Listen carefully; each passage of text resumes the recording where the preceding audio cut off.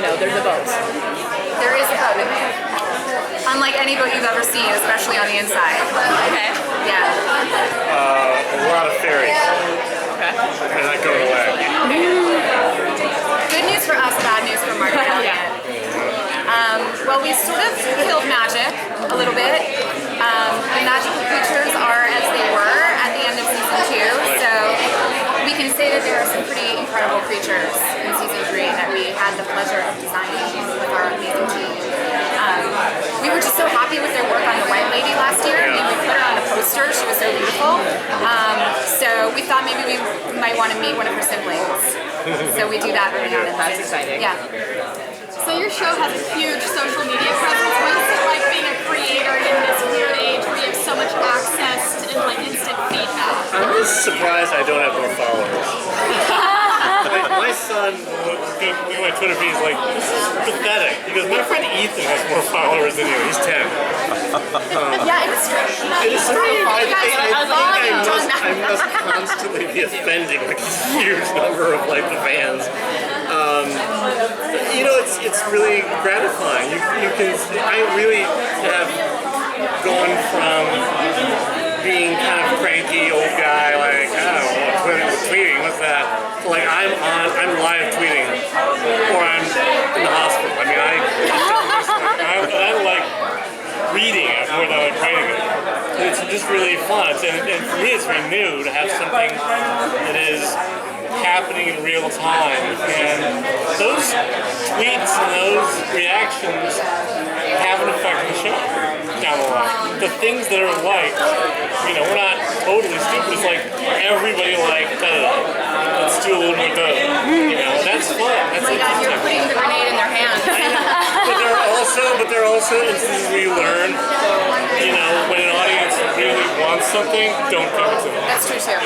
Make it attractive, make it Exactly. really wonderful, and then just slightly take it away. Be a little withholding. So, the magicians killed magic, like you said. Yes. How long can that feasibly go on, and what creative ways can you tease to get around the lack of magic at first? Can I, because you wrote this line and I loved it. There is a character who says that a quest will solve this problem. And the character, one of our characters says, well, how long is the quest? He goes, about a season. I mean, but as we know, it's not completely dead, right? Julia has magic. Right. That's a mystery that we get into right at the beginning. Magic creatures and fairies have magic. Yeah, I mean, vampires are still vampires for whatever good that does. Dragons. Dragons, yeah. So Quentin just needs to rely on other sources. Right. I mean, we get into that right away, really, about how wouldn't it be grand if we could work with magical creatures, but all we've been doing for millennia is pissing them off. They have no interest in helping, not only just humans, but they are especially anti-magician. So it's an extra bad situation, but at the same time, there's enough magical stuff in the show that the show still looks and feels really cool every week. I mean, it would be a bummer to make a show called The Magicians and not have any access to magic.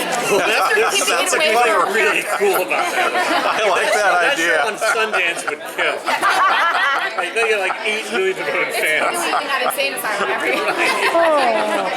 But yeah, good for us, bad for our characters. That's what we like. Okay, so last year I remember in the panel there was a discussion, and hopefully this won't bring up too many unpleasant memories, where there was discussion about the Taylor Swift song. What is unpleasant about Taylor Swift? Nothing, but there was a discussion about the royalty fee, shall we say. And so I'm curious about how the music selection for season 3, basically with a boat, does this change about some of the artists you're looking at, Jimmy Buffett or... I feel that my relationship with SYFY and the studio is so good today after that shout out that I can revert to my real self. It ain't my money. Good. I care because I'm trying to be responsible, but when I get the bill and it's 6 figures, I'm like, it's not going on my MasterCard. Excellent. The real truth of making a TV show is it's sort of like when you keep a budget in your life, Yes, right? right. You Sadly, think, you And think it it's goes over. $100 a month for X, and then something breaks down in your car, and then your car costs $800 that month. Right. You just take it out of somewhere else. Right. Over the course of your paycheck, right? Right. That's pretty much what we do over the course of the season. If we must spend $50,000 on Taylor Swift, and we must, right? Right. Then we will find the money somewhere else. I mean, that's when you hear, oh, that guy's a line producer or that woman is a line producer. That's the magic that they do. They switch money around into little corners, and they make sure that you have enough to do the stuff that you want. By the way, Les Mis was a lot more expensive. Yeah, it was. Yo, was it? Wait. Wow. Good to know. Thank you. Thank you.